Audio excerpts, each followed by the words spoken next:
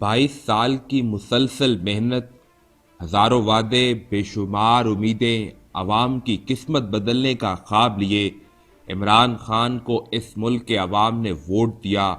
और ना सिर्फ वोट दिया बल्कि इमरान खान को ऐसी सपोर्ट मुहैया की जो आज तक पाकिस्तान के किसी वजीर आजम को मैसर ना आ सकी।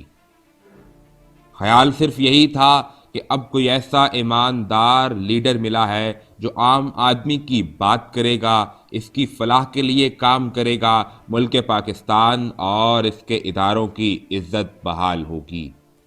लेकिन कहते हैं कि दौलत, ताकत और शोहरत, इन तीनों के मालिक अमूमन एक जैसे होते हैं। हम कई बरस पाकिस्तान पीपल्स पार्टी पर तनकीद के निश्तर बरसाते रहे कि उनसे सबूत मांगते रहे कि अयान अली और जरदारी के दरमियान आखिर क्या राजदारी है। अयान अली और बिलावल भुट्टो जरदारी के टिकट आखिर एक ही बैंक अकाउंट से क्यों जाते हैं, लेकिन हम क्या जानते थे कि हमारे अपने हर दिल अजीज वजीर आजम ने जो कुर्सी खुद 22 साल की मुसलसल मेहनत के बाद हासिल की, वो किसी नाचने वाली को ये कुर्सी महज 22 सेकंड में सौंप देंगे।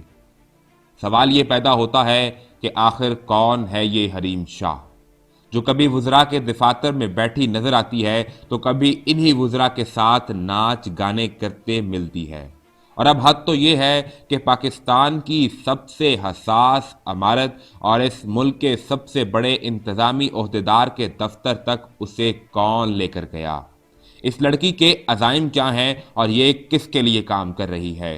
वज़ीर आज़म इमरान खान साहब, हमने कम अज़ कम इस दिन के लिए तो आपको वोट हरगिज़ नहीं दिया था कि हम जो हमेशा से दलील के साथ सियासी जाहिलों का मुंह बंद करते रहे, आज उन्हीं से मुंह छुपाते फिर रहे हैं। इमरान खान साहब, क्या आपने एक लम्हे के लिए भी ये सोचा कि इस औरत के अज़ाइम क्या हो सकते हैं जो वज़ीर आज़म के दफ्तर में पहुंचकर वज़ीर आज़म पाकिस्तान की कुर्सी पर बैठी वीडियोस बना रही है। ऐन मुमकिन है कि ये भारत जैसे बदतरीन दुश्मन के लिए पैगाम हो कि इस मुल्क के हसास तरीन दफ्तर में दाखिले की कीमत महज एक नाचने वाली औरत है। वज़ीर आज़म साहब, आपसे गुजारिश है कि अपनी मंजी थल्ले भी देखें और इन काली भेड़ों को निकाल बाहर करें जो एक लड़की के लिए आपकी जान खतरे में डालने पर तुले हैं। खान साहब, जरा नईमुल हक से सवाल तो करें कि ये औरत कौन है और क्या चाहती है, और खुद नईमुल हक किसके साथ वफादारी निभा रहा है।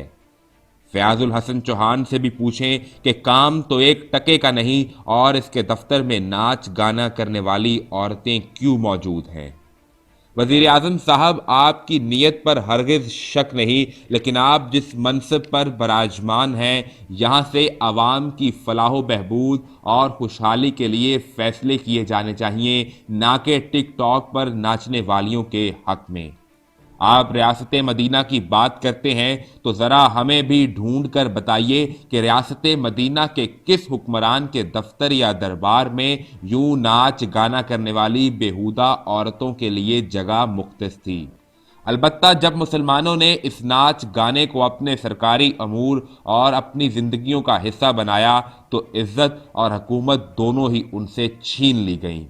मुगल खानदान की तारीख चीख चीख कर आपको बता रही है कि अगर औरत और शेर आपके पीछे खड़े हों तो शेर के लिए पलट जाना, अगर औरत के लिए पलटे तो जान और ईमान दोनों से हाथ धो बैठोगे। और यहाँ मामला फिर एक औरत का है, लिहाजा खान साहब आपको सोचना पड़ेगा। उम्मीद है कि आप अपनी आंखों पर मौजूद स्याह पट्टी उतार कर इस मामले का नोटिस लेंगे और नईमुल हक और फयाजुल हसन चौहान जैसे वुज़रा को कटहरे में खड़ा करेंगे, अपने इत्तेहादियों से ब्लैकमेल होना बंद करेंगे और इस अवाम की फलाह के लिए काम करेंगे। और हाँ इमरान खान साहब, अगर इस अवाम की बेहतरी का जरिया सदारती निज़ाम ही है तो हमें वो भी कबूल है, लेकिन अब पाकिस्तान को इन गंदी मछलियों से पाक करना ज़रूरी है। अल्लाह इस्लामी जमहूरिया पाकिस्तान का हामियो नासिर हो।